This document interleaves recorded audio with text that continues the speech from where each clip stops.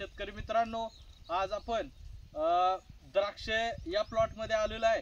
तर आता सर्रास शेतकऱ्यांचा माल जो काय काढणीला आलेला आहे, त्याच्यानंतर शेतकरी बंधूंनी जी काय खरड छाटणीचं व्यवस्थापन कशा पद्धतीने करायचं, एप्रिल म्हणजे खरड छाटणी म्हणजे एप्रिल छाटणी, तर याचं व्यवस्थापन कशा पद्धतीने करायचं हा आजचा विषय असणार आहे। तर हा महत्त्वाचा विषय आहे, जेणेकरून जी काय तुम्ही ऑक्टोबरला छाटणी करणार आहे, पुढच्या वर्षी माल धरणार आहे, तर याच्यामध्ये तुम्हाला जर आत्ताचं व्यवस्थापन तुम्ही व्यवस्थित केलं, खरड छाटणी एप्रिल छाटणीचं व्यवस्थापन, उन्हाळ्यातलं व्यवस्थापन जर व्यवस्थित केलं, तर तुम्हाला पुढे जाऊन माल चांगला पडणार आहे। याचं 100% सर्व द्राक्ष बागायतदारांनी लक्ष द्यायचं या विषयाकडे।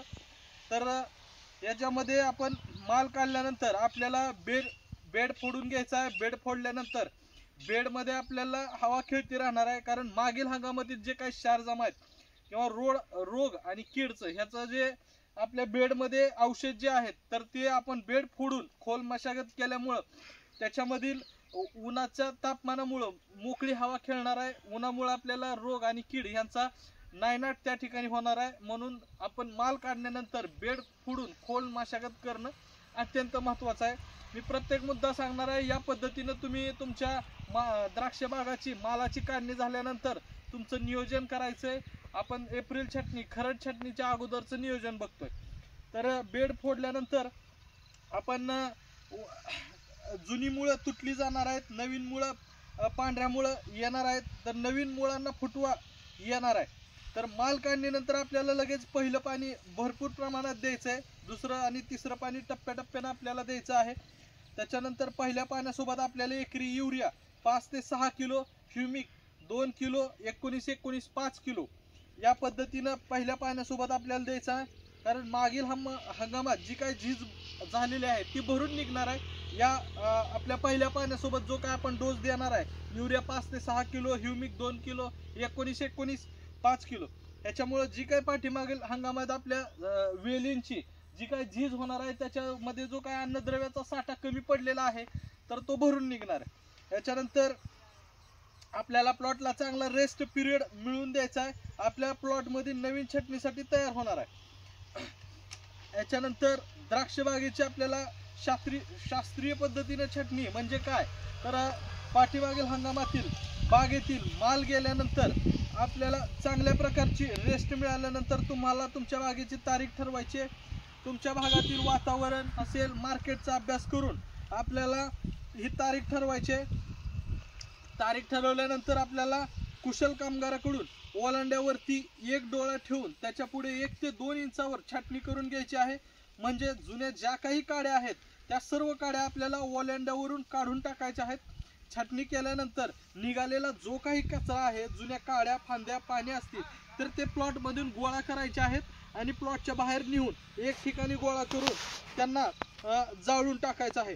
त्याच्यानंतर आपल्याला म्हणजे जो काही त्याच्यामध्ये रोगग्रस्त असतील, कीडग्रस्त काड्या असतील, जुन्या काड्या असतील, तर ह्या सर्व काही आपल्याला गोळा केलेल्या आपण एक ठिकाणी नेऊन त्या पूर्णतः नष्ट करायच्या आहेत।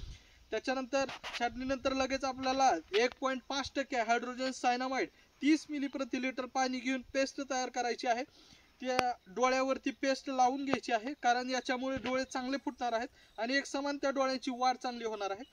छाटणीच्या दुसऱ्या दिवशी आपल्याला 1% बोर्डो मिश्रणाचा हात घ्यायचा आहे, जेणेकरून छाटणीनंतर ज्या काही जखमा ओलांड्याला केलेल्या आहेत आपण त्याच्यामधून कोणत्याही रोगाचा प्रादुर्भाव आपल्या वेलीला होणार नाही। याच काळामध्ये आपल्या बागेमध्ये नत्राचा पाण्याचा थोडा थोडा पुरवठा आपल्याला चालू ठेवायचा आहे, जेणेकरून बागेला शॉक बसणार नाही।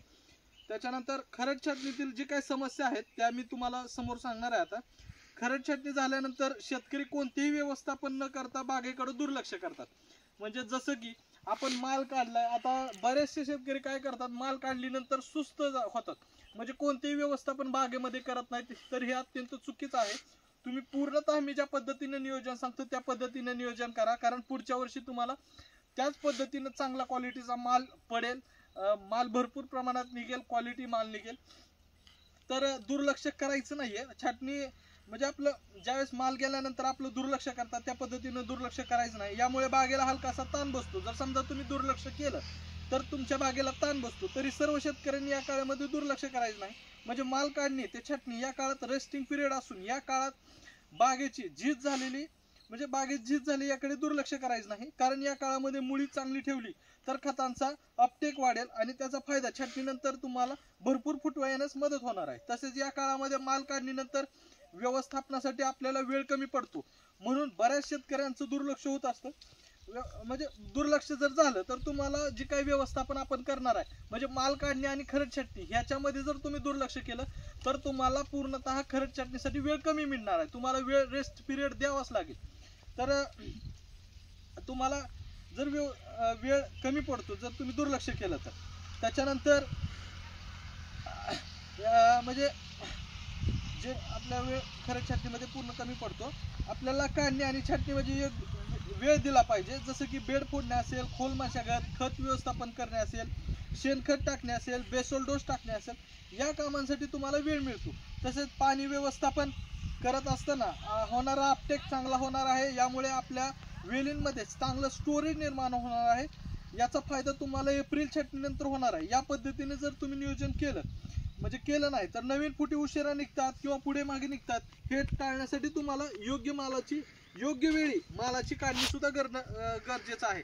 म्हणजे टायमिंगला तुम्ही मालाची काढणी करा, त्या पद्धतीने तुम्हाला नियोजन होईल. मालाची काढणी केल्यानंतर आपण बेड फोडून घेतोय, खोल मशागत करतोय, शेणखत टाकतोय, बेसल डोस टाकतोय. त्याच्यानंतर रेस्टिंग पिरियड व्यवस्थित द्यायचा आहे. रेस्टिंग पिरियड मध्ये तुम्हाला युरिया असेल, सिंगल सुपर फॉस्फेट असेल, पाणी व्यवस्थापन व्यवस्थित करायचंय.